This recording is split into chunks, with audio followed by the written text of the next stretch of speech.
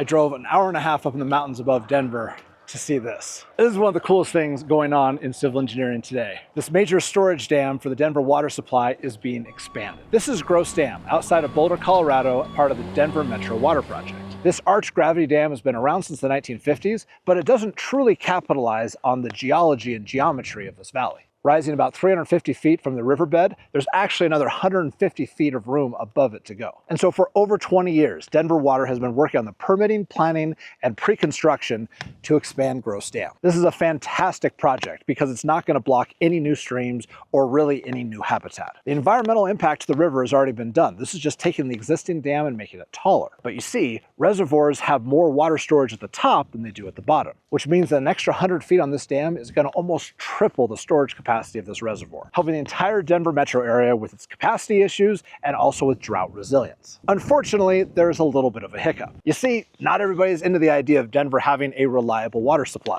And so several, let's say, misguided conservation groups have sued in court Denver Water to stop this project from moving forward. I've looked over the reasons for this, and honestly, I can't make heads or tails of it. The dam's going to get taller, the water level is going to come to about halfway up this trail here, and while some shoreline acreage will be lost, new shoreline will be created. In the end, it's a pretty horizontal move for the local ecology. But the upside is enormous. This project isn't actually going to divert any additional water. It's only going to increase our ability to store additional water during exceptionally high flood seasons. So for example, in a year where maybe the reservoir would max out and a bunch of water would go over the spillway, with the new reservoir, that water would be able to be stored. At some point, I think we've got to ask ourselves, what are we gaining with all these lawsuits? Because I guarantee that the lawyers who are working on this case right now have a pitcher of fresh water in front of them on their desks. Food for thought.